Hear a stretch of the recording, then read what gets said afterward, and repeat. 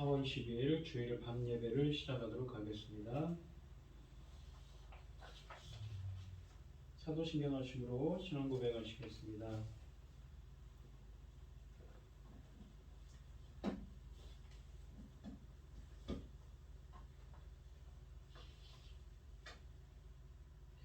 전능하사 천지를 만드신 하나님 아버지를 내가 믿사오며 그 외아들 우리 주 예수 그리스도를 믿사오니 이는 성령으로 잉태하사 동정녀 마리아에게 나시고 본디오 빌라도에게 고난을 받으사 십자가에 못 박혀 죽으시고 장사한 뒤 사흘 만에 죽은 자 가운데서 다시 살아나시며 하늘에 오르사 전능하신 하나님 우편에 앉아 계시다가 저리로서 산자와 죽은 자를 심판하러 오시리라.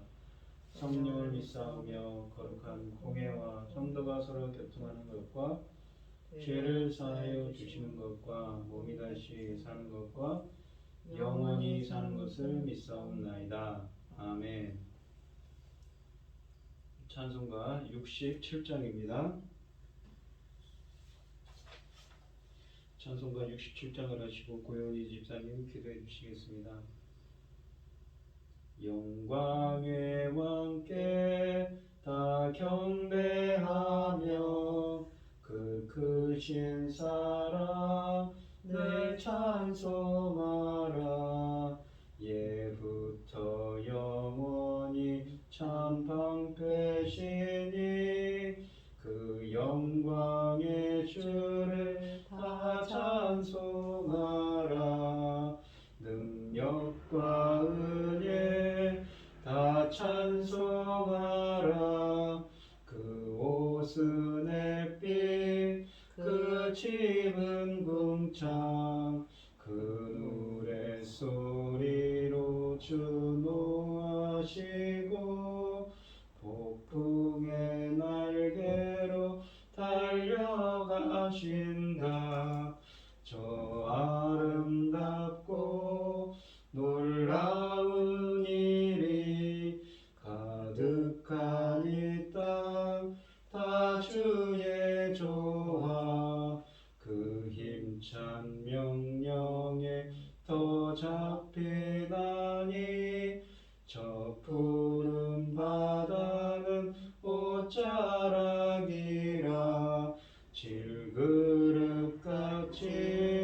연약한 인생 주지하여 늘 강건하라.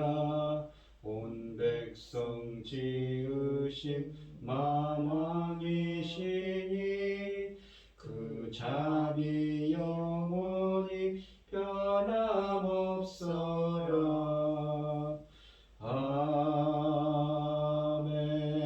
아멘. 여호와의 말씀은 순결하며 도가니에 7번 단련한 은 같도다. 여호와의 교훈은 정직하여 마음을 기쁘게 하고 여호와의 계명은 순결하여 눈을 밝게 하시는도다. 전능하신 하나님 아버지, 어리석고 보잘것없는 저희를 아버지의 장중 안에 거하게 하시고 아버지 사랑 안에 있게 하시니 참으로 감사드립니다. 어리석은 저희를 부르셨으니 하나님은 기뻐하시는 일을 잘 감당할 수 있도록 지혜를 주시옵소서. 저희들에게 맡기신 천금 같은 사명, 하나님이 주시는 때를 따라 잘 감당할 수 있도록 지켜주시어서 하나님 앞에 갔을 때 잘했다 칭찬받을 수 있도록 도와주시옵소서. 이 땅에는 요란하고 어지럽습니다. 전쟁을 일으키는 자, 이 전쟁으로 시달리는 자들, 이 요란한 가운데 주신 말씀과 사명은 엄유하시니 잘 감당하고 아버지 앞에 갈 수 있도록 지켜주시옵소서. 이 땅에는 2년 이상 코로나가 휩쓸고 있으니 여러 가지 어려움이 많습니다. 이 고난의 때를 잘 이기고 회복할 수 있도록 도와주시옵소서. 저희들을 붙잡아 주시옵소서. 이 시간 말씀을 들고선 당신을 사랑하는 종 항상 지켜주셔서 감사합니다. 지치지 않도록 늘 지켜 주시옵소서. 이 시간에도 전할 말씀이 엄요한 말씀이었고 우리는 이 말씀으로 인하여 자신들을 돌아보고 하나님의 기뻐하시는 자로 바로 설 수 있도록 저희들을 깨워 주시옵소서. 이 모든 말씀 억만 죄악 가운데에서 우리를 구원하여 주신 예수 그리스도의 이름으로 기도하옵나이다. 아멘.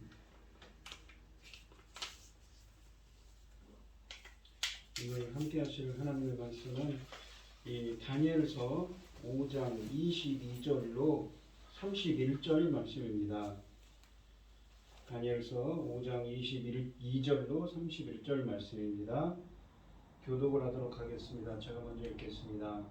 벨사살이여, 왕은 그의 아들이 되어서 이것을 다 알고도 아직도 마음을 낮추지 아니하고 도리어 자신을 하늘의 주제보다 높이며 그의 성전 그릇을 왕 앞으로 가져다가 왕과 귀족들과 황후들과 후궁들이 다 그것으로 술을 마시고 왕이 또 보지도 듣지도 알지도 못하는 금, 은, 구리, 쇠와 나무, 돌로 만든 신상들을 찬양하고 도리어 왕의 호흡을 주장하시고 왕의 모든 길을 작정하시는 하나님께는 영광을 돌리지 아니한지라. 이러므로 그의 앞에서 이 손가락이 나와서 이 글을 기록하였나이다. 기록된 글자는 이것이니 곧 메네 데겔 우바르시니라. 이 그 글을 해석하건대 메네는 하나님이 이미 왕의 나라의 시대를 세워서 그것을 끝나게 하셨다 하미요. 데겔은 왕을 저울에 달아보니 부족함이 보였다 하미요. 베레스는 왕의 나라가 나뉘어서 메대와 바사 사람에게 준바되었다 하미니이다 하니 이에 벨사살이 명하여 그들이 다니엘에게 자주색 옷을 입히게 하며 금사슬을 그 목에 걸어주고 그를 위하여 조서를 내려 나라의 첫 셋째 통치자로 삼으니라. 그날 밤에 갈대아 왕 벨사살이 죽임을 당하였고 메대 사람 다리오가 나라를 얻었는데 그때 다리오는 62세였더라. 아멘. 아멘. 찬송가 144장입니다.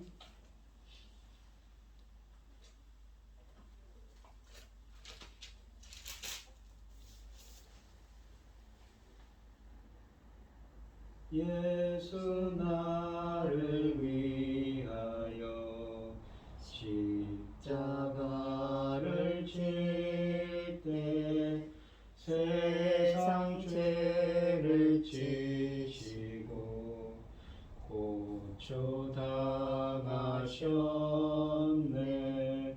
예수님 예수님 나의 죄 위하여 보배 피를 흘리니 죄인 받으소서. 십자가를 지시는 무슨 죄가 있나 저 무지한 사람들 메시아 죽였네. 예수님 예수님 나의 죄 위하여 보배 피를 흘리니 죄인 받으소서. 피와 같이 붉은 죄 없는 이가 없네.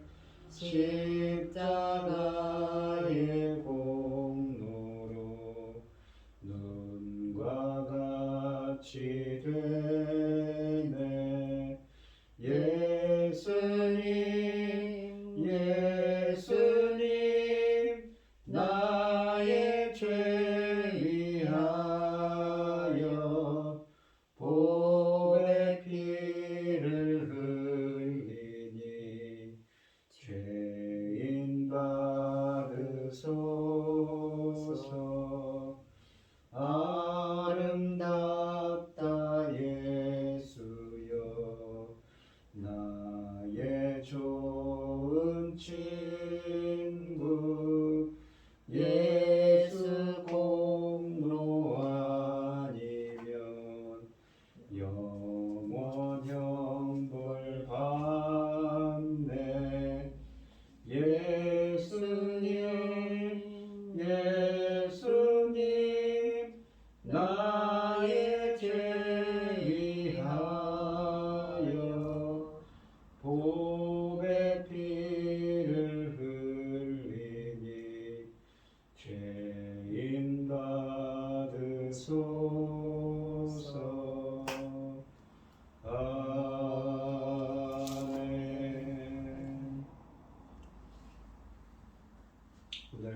봉독하실 하나님의 말씀의 제목은 메네메네 데겔 우바르신입니다.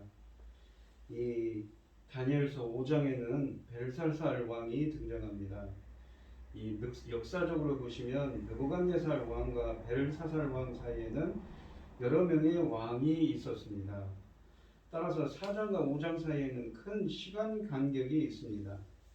역사서에는 벨사살이라는 왕이 없다고 하는데 나보니두스라는 왕이 있습니다. 그래서 이 나보니두스와 벨사살이 동시대에 있었고 나보니두스의 아들이나 손자로 추정되는 것이 이 벨사살 왕이라고 합니다. 다니엘서는 그래서 이 본문에 보시면은 세 번째 통치자라는 표현을 씁니다. 다니엘을 그렇게 삼겠다고 그런 표현을 쓰는 이유가 거기에 있지요. 다니엘서는 이 바벨론에서 일어났던 모든 일을 기록하진 않았고 이 특별한 의미를 가진 일만 기록했기에 4장 이후의 시간을 많이 뛰어넘어 5장에 이르렀습니다. 벨사살 왕은 국가가 패망할 위기를 맞고 있는 순간에 1000명의 왕족과 귀족을 불러 모아 잔치를 베풀고 술판을 벌이고 있습니다. 더군다나 그는 하나님의 성전 그릇에 술을 담아 마시고 우상을 찬양함으로 하나님을 심하게 모독합니다. 이에 그들이 연회를 즐기는 중에 하나님께서 손가락들을 통하여 글자를 쓰게 하심으로 벨사살에게 준엄한 경고를 보내시지요. 그러자 이 벨사살 왕은 다니엘을 불러서 글자를 해석하게 합니다. 다니엘은 모든 환상과 꿈을 알 수 있는 능력을 하나님께 부여받아서 느부갓네살의 꿈을 2번 해석해 주어 큰 공적을 쌓았었습니다. 바로 이 다니엘서 2장과 4장에 있는 말씀이지요. 2장에서는 어떻습니까? 이 왕이 느부갓네살 왕이 꿈을 꿨는데 그 꿈을 해몽만 한 것이 아니라 꿈의 내용이 무엇인가도 정확하게 이야기를 했지요. 이 또한 4장에서는 그 느부갓네살 왕이 꿈을 해몽하면서 마치 미친 사람처럼 될 것이다. 하지만 다시 회복할 거라는 말을 했습니다. 그 꿈대로 이루어졌습니다. 여기서 이 벨사살의 꿈을 또다시 해석해 줍니다. 이 2장과 4장에서 이 느부갓네살 왕의 꿈을 해석해 주었지요. 여기서는 벨사살의 이 본 환상을 해석해 줍니다. 그리고 왕에 대한 하나님의 심판이 매우 극적으로 빠르게 진행됩니다. 이 1절로 4절 말씀을 보시면 읽겠습니다. 벨사살 왕이 그의 귀족 1000명을 위하여 큰 잔치를 베풀고 그 1000명 앞에서 술을 마시니라.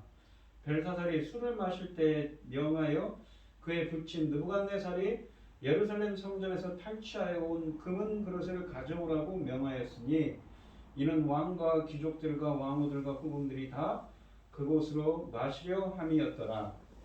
이에 예루살렘 하나님의 전 성소 중에서 탈취하여 온 금그릇을 가져오매 왕이 그 귀족들과 왕후들과 후궁들과 더불어 그것으로 마시더라. 그들이 술을 마시고는 그 금, 은, 구리, 쇠, 나무, 돌로 만든 신들을 찬양하니라 라고 되어 있습니다. 이 고고학의 연구 결과를 보시면 이 느부갓네살은 주전 약 563년이나 562년에 죽은 것으로 되어 있습니다. 그리고 이 다니엘서 5장의 사건은 그가 죽은 뒤 약 20년 뒤인 주전 539년에 일어났습니다. 이 주전 539년 이 당시 다니엘서 5장에 있는 시대의 상황은 긴박했습니다. 다 바벨론은 메데 바사 연합군에 그러니까 페르시아 제국 연합군에 이 공격을 받고 그들과 전쟁을 벌이는 중이었고 벨사살은 성에 머물러 있으면서 내부 결속을 다지는 중이었습니다. 위대한 왕 느부갓네살이 죽은 후에 바벨론의 힘은 점점 쇠락해지는 가운데 주전 539년에 이르러서는 많이 미약해졌습니다. 하지만 이 메데바사 연합군은 강력한 힘으로 메소포타미아와 이집트를 정복해 나가고 있었습니다. 더군다나 이러한 국제정세의 변화는 하나님께서 이미 작정하신 것으로 일찍이 이 다니엘서 2장에 보시면 느부갓네살에게 꿈을 통하여 보여주셨던 것입니다. 이런 상황에서 벨사살 왕은 그의 귀족 1000명을 위하여 큰 잔치를 베풀고 그 1000명 앞에서 술을 마시고 있었습니다. 그는 자신의 세력을 과시하는 중이며 전쟁에 대해서 안일하게 대처하고 있는 것이지요. 비록 벨사살 왕이 잔치를 베푼 데에 어떤 정치적 책략이나 정략적인 의도가 들어있다 하더라도 그의 마음이 안일해져 있었던 것은 사실입니다. 그때가 지금이 어느 때인가요? 일촉즉발의 시기에 있지요. 풍전등화 같은 시기입니다. 성 밖에 페르시아 군대가 진을 치고 있어서 나라가 풍전등화의 위기를 겪고 있는 때가 아닌가요? 이런 상황에서 정상적인 지도자라면 나라를 구하기 위해 정신을 바짝 차리고 온갖 지혜를 짜내야 될 텐데 말입니다. 하지만 이 벨사살 왕은 그렇지 않았습니다. 그는 1000명이나 되는 관료들을 모아놓고 잔치를 벌이며 술을 마시고 있는 것입니다. 이 벨사살 왕은 술을 마실 때 명령을 내리기를 그의 부친 느부갓네살이 예루살렘 성전에서 탈취하여 온 금그릇과 은그릇을 가져오라고 하는데 이는 왕과 귀족과 왕후들과 후궁들이 다 그것으로 술을 마시려고 했기 때문입니다. 그는 하나님의 성전의 그릇에다 술을 부어서 마시는 것이 얼마나 큰 죄인지 전혀 모르고 있습니다. 왕의 명령을 내리자 예루살렘 하나님의 성전에서 탈취하여 가지고 온 금그릇을 가져오니 왕이 귀족들과 왕후들과 후궁들과 더불어 그것으로 술을 마셨습니다. 그들은 성전의 그릇에 술을 담아서 마심으로 하나님을 정면으로 모독하는 행동을 하고 있습니다. 바로 신성모독이지요. 그리고 그것도 모자라 4절에서 볼 수 있듯이 술을 마시고 난 후에 금은, 구리, 쇠, 나무, 돌로 만든 신들을 찬양하는데 이것은 자신들의 신에게 구원을 비는 행위로서 하나님의 극심한 진노를 사게 하기에 충분했습니다. 이에 하나님은 크게 진노하셨으며 바벨론이 페르시아 제국에 처참하게 무너지는 것은 필연이 되었습니다. 벨사살은 하나님에게서 어떠한 자비와 긍휼도 받지 못하는 지경으로 자신을 몰아넣었습니다. 이 5절 말씀해 보시면 그때 사람의 손가락들이 나타나서 왕궁 촛대 맞은편 석회벽에 글자를 쓰는데 왕이 그 글자 쓰는 손가락을 본지라 라고 되어 있습니다. 왕과 귀족들이 술을 마시고 우상을 열렬히 찬양하고 있을 때 하나님이 경악할 만한 광경을 보여주셨지요. 갑자기 사람의 손가락이 나타나서 왕궁 촛대 맞은편 석회벽에 글자를 쓰니 왕이 그 글자 쓰는 손가락을 보았습니다. 손가락들이 왕궁 촛대 맞은편 왕궁벽에 나타났으며 더욱이 왕궁벽이 석회벽이라 흰색이어서 손가락들과 글자가 매우 선명하게 보였을 것입니다. 왕은 글자 쓰는 손가락을 보고 소스라치게 놀랐습니다. 6절에는 이 왕이 얼마나 놀랐는지가 잘 묘사되어 있습니다. 6절 말씀을 보도록 하겠습니다. 이에 왕의 즐기던 얼굴빛이 변하고 그 생각이 번민하여 넓적다리 마디가 녹는 듯하고 그의 무릎이 서로 부딪힙니다. 이게 부딪혔다는 건 떨었다는 얘기죠. 이 무서워서 떨었다는 얘기입니다. 그걸 광경을 보고요. 벨사살 왕은 이 놀라운 광경을 보고 술이 확 깨었을 것입니다. 그래서 이 7절 말씀을 보시면 왕이 크게 소리질러 술객과 갈대아 술사와 점쟁이를 불러오게 하고 바벨론의 지혜자들에게 말하되 누구를 막론하고 이 글자를 읽고 그 해석을 내게 보이면 자주색 옷을 입히고 금사슬을 그의 목에 걸어주리니 그를 나라의 셋째 통치자로 삼으리라 하니라 라고 되어 있습니다. 곧 왕은 이 글자를 신이 내린 것이라고 인식하고 지혜자들을 불러 해석하게 합니다. 그러나 이 8절 말씀을 보시면 그때 왕의 지혜자가 다 들어왔으나 능히 그 글자를 읽지 못하며 그 해석을 왕께 알려주지 못하는지라 라고 되어 있습니다. 따라서 바벨론의 지혜자들은 계속해서 아무것도 하지 못하는 무능함을 보여주었습니다. 그러자 이 7절 말씀해 보시면 9절 말씀해 보시면 그러므로 벨사살 왕이 크게 번민하여 그의 얼굴빛이 변하였고 귀족들도 다 놀라니라. 이거를 해석할 자가 없으니까 왕이 이제 고민 가운데 있는 겁니다. 걱정을 하는 거죠. 이 10절 말씀해 보시면 이때 잔치를 벌이고 있는 왕궁에 왕비가 들어왔습니다. 왕비가 왕과 그 귀족들의 말미암아 잔치하는 궁에 들어왔더니 이에 말하여 이르되 왕이여 만수무강하옵소서 왕의 생각을 번민하게 하지 말며 얼굴빛을 변할 것도 아니니이다 라고 되어 있습니다. 이 왕비는 왕에게 다니엘을 청구합니다. 이 느부갓네살과 다니엘 사이에 일어난 일을 말합니다. 왕비는 현재 일어난 문제를 해결할 수 있는 유일한 인물인 다니엘을 다음과 같이 소개하지요. 이 왕의 나라에 거룩한 신들의 영이 있는 사람이 있으니 곧 왕의 부친때에 있던 자로서 명철과 총명과 지혜가 신들의 지혜와 같은 자니이다.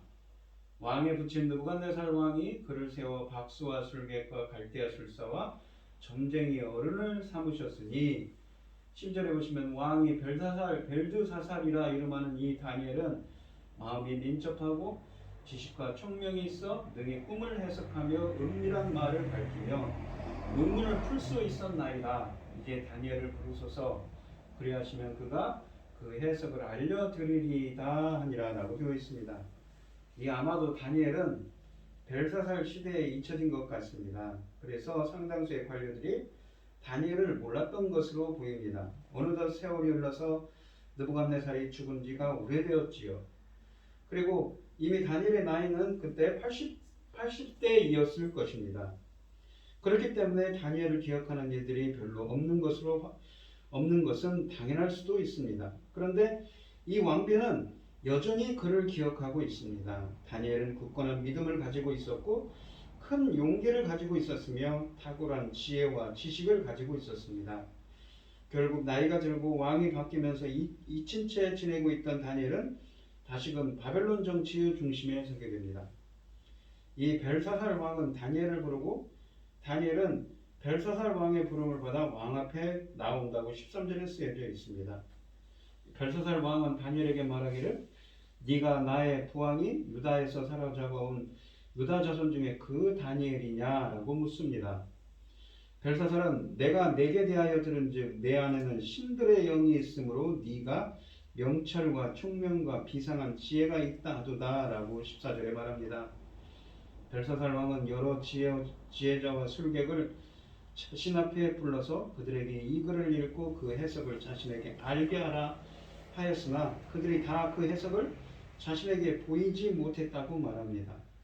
그러면서 만일 다니엘이 글자를 해석하면 큰 상을 내리겠다며 다음과 같이 제안합니다. 16절에 보시면 내가 네게 대하여 들은즉 너는 해석을 잘하고 의문을 푼다 하도다. 그런즉 이제 네가 이 글을 읽고 그 해석을 네게 알려주면 네게 자주색 옷을 입히고 금사슬을 네 목에 걸어주며 너를 나라의 셋째 통치자로 삼으리라라고 합니다. 왕의 포상 제안에 대해서 다니엘이 왕에게 대답합니다. 왕의 예물은 왕이 친히 가지시며 왕의 상급은 다른 사람에게 주옵소서. 그럴지라도 내가 왕을 위하여 이 글을 읽으며 그 해석을 알으리이다 라고 17절에 말합니다. 그는 왕의 제안을 거절합니다. 이것은 다니엘이 얼마나 청빈하고 욕심이 없는 사람인지를 보여줍니다. 다니엘은 공적을 쌓은 후에 자신에게 어떤 이익이 오는 것을 바라지는 않았습니다. 그는 오로지 하나님의 말씀을 왕에게 알려주는 일에 관심을 가졌습니다. 이 18절로 21절에서 다니엘은 또한 바벨론 왕의 선조 느부갓네살 왕이 욕심과 교만으로 패망했던 이야기를 들려줍니다. 벨사살이 선조왕 느부갓네살의 이야기를 몰랐을 것이라고 상상하기는 어렵습니다. 느부갓네살은 바벨론의 영웅적인 인물이며 바벨론의 모든 백성이 숭상하던 신적인 존재가 아니던지요. 물론 느부갓네살의 이야기는 4장에 나오는데 앞에서 말했다시피 4장과 5장 사이에 큰 시간 간격, 약 20여 년의 시간 간격이 있기에 벨사살 왕이 이렇게 잊었을 가능성이 있습니다. 그렇지 않으면 벨사살이 역사에 관심이 없어서 들었던 내용을 무시했거나 아니면 역사가 주는 이러한 보배로운 교훈을 받아들이지 않았을 것입니다. 어쨌든 그가 느부갓네살의 이야기를 중요하게 여기지 않고 그로부터 교훈을 취하지 않은 것은 큰 실수입니다. 다니엘은 지극히 높으신 하나님이 느부갓네살에게 나라와 큰 권세와 영광과 위엄을 주셨고 느부갓네살이 모든 사람들에 대하여 절대적인 권력을 휘둘렀던 일을 18절과 19절에서 언급합니다. 하지만 다니엘은 느부갓네살이 교만함으로 그의 왕위와 영광을 빼앗겨서 야생 동물처럼 비참하고 처량한 신세로 지냈던 일과 더불어 이는 지극히 높으신 하나님이 나라를 다스리시며 자기의 뜻대로 누구든지 그 자리에 세우시는 줄을 알게 하려 한 것이라고 20절과 21절에서 말씀하십니다. 따라서 다니엘은 이 벨사살이 역사가 주는 교훈을 배웠어야 한다는 사실을 주지시키는 것이지요. 이에 다니엘은 벨사살 왕을 준엄하게 꾸짖으면서 하나님께서 왕궁의 벽에 글자가 나타나게 하신 이유가 무엇인지를 22절부터 말합니다. 22절 24절 말씀을 읽겠습니다. 벨사살이여, 왕은 그의 아들이 되어서 이것을 다 알고도 아직도 마음을 낮추지 아니하고 도리어 자신을 하늘의 주제보다 높으며, 하늘의 주제라는 건 창조주이죠. 주권자입니다. 그의 성전 그릇을 왕 앞으로 가져다가 왕과 귀족들과 왕후들과 후궁들이 다 그것으로 술을 마시고, 왕이 또 보지도 듣지도 알지도 못하는 금은 구리새와 나무 돌로 만든 신상들을 찬양하고 도리어 왕의 호흡을 주장하시고, 이 호흡을 주장했다는 것은 원문을 직역하면 손에 호흡이 있다는 것입니다. 누구 손에? 하나님의 손에 호흡, 생명의 숨이 있다는 것이죠. 왕의 모든 길을 작정하시는 하나님께는 영광을 돌리지 아니한지라. 24절에 그러므로 그의 앞에서 이 손가락이 나와서 이 글을 기록하였나이다 라고 말씀하십니다. 다니엘은 이 벨사살이 느부갓네살의 아들 혹은 손자나 후손이 되어서 이러한 사실을 다 알고도 아직도 마음을 낮추지 않은 잘못을 꾸짖습니다. 이는 죄인의 말로가 어떠한지를 알면서도 다시 그런 죄를 반복하는 어리석음을 책망하는 것이지요. 벨사살은 역사를 알아야 했고 역사로부터 배웠어야 했습니다.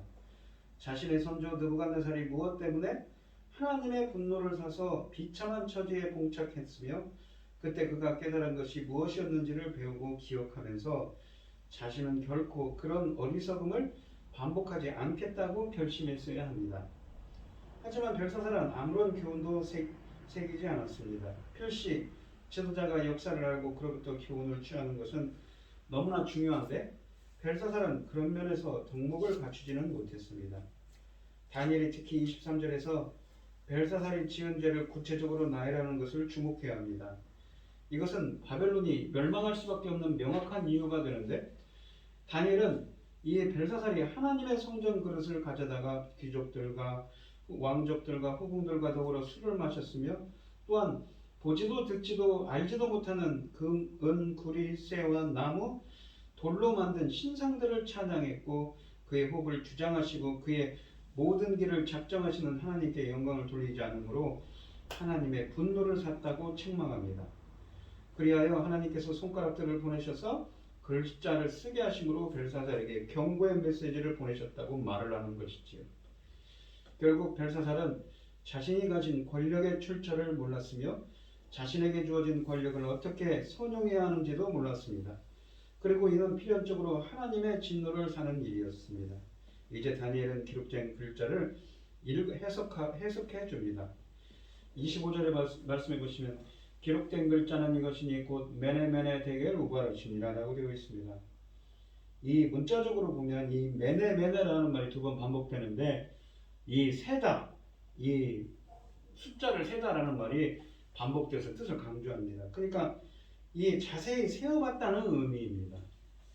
그 데겔이라는 건 무게를 달다, 이게 저울에 달아보다는 의미지요. 우바르신이라는 것은 접속사 우, 그리고, 그래서 라는 말과 바르신이 합해진 합성어입니다. 그리고 나누어진다는 뜻입니다. 이에 다니엘은 26절로 28절에서 이 글자의 의미를 알려줍니다. 그 글을 해석하건대 메네는 하나님이 이미 왕의 나라의 시대를 세워서 그것을 끝나게 하셨다 함이요, 데겔은 왕을 저울에 달아보니 부족함이 보였다 함이요, 베레스는 왕의 나라가 나뉘어서 메대와 바사 사람에게 전파되었다 함이니이다 하니, 이에 벨사살이 명하여 그들이 하니라고 되어 있습니다. 이 25절에서는 바르신이라고 했는데 28절에서는 베레스라고 하여서 이렇게 단어가 달라지는데, 이것은 기록 착오가 아닌지 잘못된 것이 아닌지 의아해할 수가 있는데, 25절의 바르신은 복수형이고 다니엘이 28장에서 이를 베레스라는 단수형으로 포기하여서 해석했을 뿐입니다.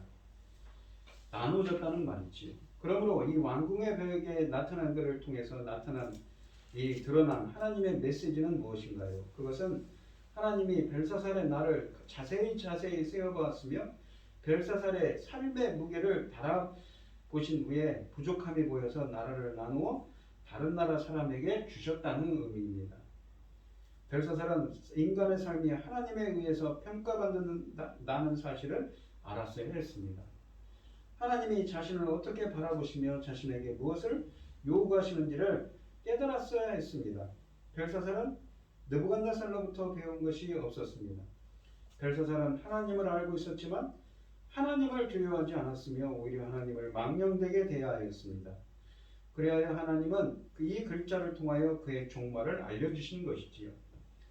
그런데 이 벨사살 앞에 나타나는 글자의 의미는 느부갓네살에게 이미 꿈으로 예고되었던 것으로 하나님은 바벨론을 패방시키시고 메데 바사 이 페르시아 사람에게 나라를 넘겨주실 것이라고 말씀하셨는데 이제 그 예고가 이루어지는 것입니다. 이는 우리는 이를 통하여 하나님의 그러니까 다니엘서 2장에 그런 예언이 있었습니다. 큰 이 신상이 나오고 이 꿈을 꾸게 됐지요. 우리는 이를 통해서 하나님의 예언과 작정은 반드시 성취된다는 사실을 알 수 있습니다. 만일 느부갓네살은 물론이거니와 이후의 왕들이 회개하고 반성했더라면 역사가 어떻게 바뀌었을지는 모르겠습니다. 하지만 그들은 자신들의 잘못을 그대로 가지고 있었고 하나님이 기뻐하시는 방향으로 돌이키지도 않았습니다. 그리하여 하나님이 일찍이 경고하셨던 내용이 모두 그대로 이루어지게 되었던 것이지요. 29절로 31절 말씀을 보시면 이에 벨사살이 명하여 그들이 다니엘에게 자주색 옷을 입히게 하며 금사슬을 그의 목에 걸어주고 그를 위하여 조서를 내려 나라의 셋째 통치자로 삼으니라. 이 셋째 통치자라는 건 아까도 설명드렸듯이 이 역사책에 보시면 고고학적으로 보시면 나보니두스라는 왕이 있습니다. 그러니까 이 느부갓네살의 약 손잡벌이나 되는 사람인데 손자인지는 확실하지 않지만 자손으로 추정됩니다. 그러니까 이 나보니두스의 아들이나 손자로 추정되는 게 바로 벨사살 왕인 것이죠. 이게 나보니두스는 지금 밖에 나가 있습니다.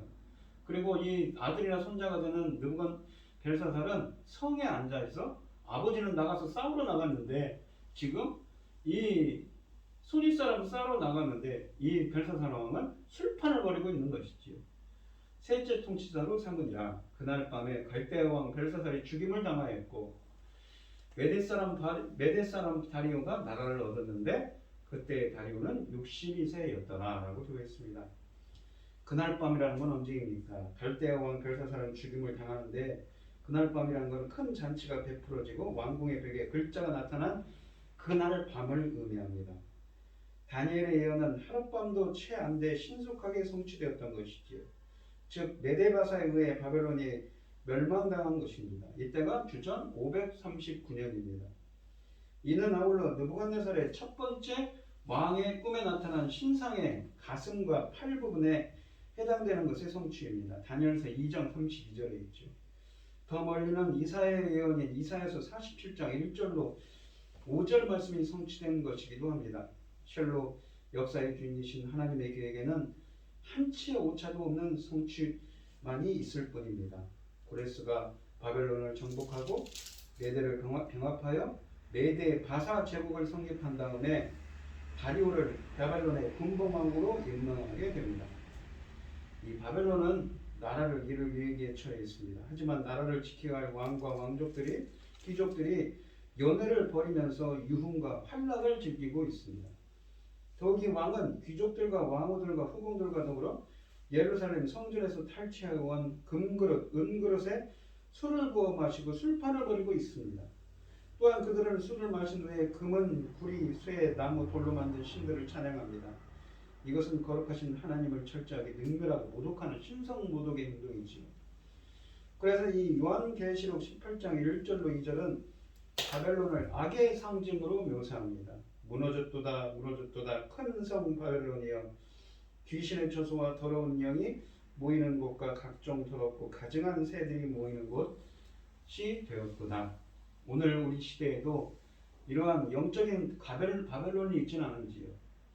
이러한 잘못은 반복되고 있습니다. 많은 사람이 정신을 차리지 못하고 흥청망청 먹고 마시며 더욱이 하나님을 모독하고 교회를 조롱하면서 잘못을 범하고 있지요. 우리는 이러한 자들에 대한 하나님의 엄중한 심판이 있을 것을 알고 회개를 외쳐야 됩니다. 또한 우리는 다니엘이 어떤 사람인가를 생각해 보아야 됩니다. 다니엘은 이 지금 보시면 거의 80대가 넘은, 연계적으로 보면 80세가 넘은 노인이 되어 있어요. 백발이 성성하겠죠. 다니엘이 끌려올 때가 언제냐면 소년입니다. 10대 소년으로 끌려왔는데 60여 년이 흘렀습니다. 다니엘은 바벨론에서 오랫동안 살았지만 하나님에 대한 신앙을 순수하게 유지하고 있었습니다. 그는 하나님이 함께 하시는 사람이었으며 거룩하고 경건하고 마음이 민첩하며 지식과 총명이 있었고 비상한 지혜를 갖추고 있습니다. 더욱이 그는 물질과 지위에 대해서 아무런 욕심을 가지고 있지 않습니다. 그는 참으로 겸손했고 청렴했습니다. 그는 나이가 들어서도 벨사살 왕에게 나아가서 하나님의 준엄한 경고의 메시지를 전달하는 용기를 보여주었습니다. 우리는 다니엘을 보면서 그리스도인이 이런 사람이어야 한다는 사실을 깨닫습니다. 우리는 다니엘처럼 경건하고 지혜롭고 청렴하고 용기 있는 사람이 되도록 기도하고 노력해야 됩니다. 그리하여 하나님이 사용하시기에 합당한 그릇들이 되어야 되는 것이지요. 이 단락에 나오는 이 왕궁 벽에 새겨진 글자 메네메네 대겔 우바르시는 하나님이 사람을 자세히 감찰하신다는 메시지를 담고 있습니다. 자세히 보고 계신다는 것이지요. 하나님은 우리의 삶을 측정하십니다. 그런데 하나님은 삶의 양을 보는 것이 아니라 삶의 질을 보시지 어떻게 살았는가 말입니다. 우리는 하나님이 나를 평가하신다면 무엇이라 말씀하신 것인지를 생각해 보아야 합니다. 자신의 삶이 가볍지 않고 경솔하지 않으며 무의미하지 않도록 최선을 다해야 하는 것이지요. 하나님 앞에서 숨길 수 있는 것이 아무것도 없다는 사실을 우리는 알아야 됩니다. 그러니까 역대상 29절로 11절로 12절 말씀해 보시면 여호와여 위대하심과 권능과 영광과 승리와 위엄이 다 주께 속하였사오니 천지에 있는 것이 다 주의 것이로소이다. 여호와여 주권도 주께 속하였으며 주는 높으사 만물의 머리이심이니이다. 부와 귀가 주께로 말미암고 또 주는 만물의 주제가 되사 손에 권세와 능력이 있사오니 모든 사람을 크게 하심과 강하게 하심이 주의 손에 있나이다 라고 되어 있습니다. 무슨 말입니까? 만물의 주제, 창조주시며 만물을 그분의 뜻대로 운행하실 이 주권자라는 의미지요. 하나님은 창조주시고 지금도 살아서 역사하십니다. 그리고 우리를 어떻게 보신다고요? 자세히 살펴보시죠. 감찰하시는 분입니다. 마태복음에 보면 예수님이 제자들에게 이런 말씀하셨습니다. 너희에게는 머리털까지 다 세신 바 되었나. 제자들에게 머리털을 하늘까지 다 세어보셨다고 합니다. 이 잠언 24장 12절에 보시면 네가 말하기를 나는 그것을 알지 못하노라 할지라도 마음을 저울질하는 네가 어찌 통찰하지 못하시겠으냐. 하나님께서 마음을 저울질한다고 합니다. 이쪽인지 저쪽인지 어찌 모르겠냐고 감찰하지 못하겠느냐. 못하시겠으며 내 영혼을 지키시는 네가 어찌 알지 못하시겠느냐. 그가 각 사람의 행위대로 보응하시느니라. 그러니까 마음을 자세히 세어보고 저울에 달아보신 분이 다 알고 계신다는 것이죠. 그리고 그 행위대로 심판하신다는 말씀을 쓰고 있습니다. 그러면 기준이 되죠. 무슨 기준? 그 행위대로 무엇입니까? 이 심판한다는데 심판의 기준이 있을 거 아닙니까? 심판의 기준이 무엇입니까? 결국은 말씀이 있지요. 말씀의 기준으로 판단하시고 그 행위대로 무엇입니까? 말씀의 기준에 빗대어서 심판하시는 겁니다. 히브리서 4장 12절로 13절에 보시면 하나님의 말씀은 살아있고 활력이 있어 좌우의 날선 어떤 것보다도 예리하여 혼과 영과 및 관절과 골수를 찔러 쪼개기까지 하며 또 마음의 생각과 뜻을 판단하나니 지으신 것이 하나도 그 앞에 나타나지 않음이 없고 우리의 결산을 받으실 이의 눈앞에 만물이 벌거벗은 것 같이 드러나느니라. 하나님 말씀 앞에서 만물이 다 드러나는 것입니다. 이 에스겔서 33장 17절로 20절의 말씀을 보시면 그래도 내 민족은 말하기를 주의 길이 바르지 아니하다 하는도다. 길이라는 것은 인생의 길이죠. 이게 주의 길. 주님이 행하시는 그 일이 바르지 않다고 합니다. 그러나 실상은 그들의 길이 바르지 아니하니라. 만일 의인이 돌이켜 그 공의에서 떠나 죄악을 범하면 그가 그 가운데서 죽을 것이고, 만일 악인이 돌이켜 그 악에서 떠나 정의와 공의대로 행하면 그가 그로 말미암아 살리라. 그러나 너희가 이르기를 주의 길이 바르지 아니하다 하는도다. 이스라엘 족속아, 나는 너희가 각기 행한 대로 심판하리라 하시니라 라고 되어 있습니다. 이로써 우리는 하나님이 정말 공정하신 분임을 알 수 있습니다. 여러분, 우리도 하나님께서 자세히 세어보시고 저울에 달아보십니다. 하나님은 부족함이 보이면 어떻습니까? 만물의 주제이시고 역사의 주이신 하나님께서 우리의 마음까지도 자세히 세어보시고, 말씀이라는 그 기준이 있지요. 저울에 달아보십니다. 그리고 감찰하시지요. 말씀에, 그래서 우리는 교만하지 않고 겸손하게 하나님의 말씀을 귀를 기울여야 하는 것입니다. 하나님은 다니엘을 통해 벨사살 왕에게 말씀하신 그대로 그 가운데 일하셨습니다. 그는 자세히 세어보시고 저울에 달아보시며 나누시면서 언제나 세상의 일을 그 손에 붙잡고 계십니다. 따라서 우리는 항상 하나님의 주권을 잊지 말고 두려움과 떨림으로 살아야 하는 것이지요.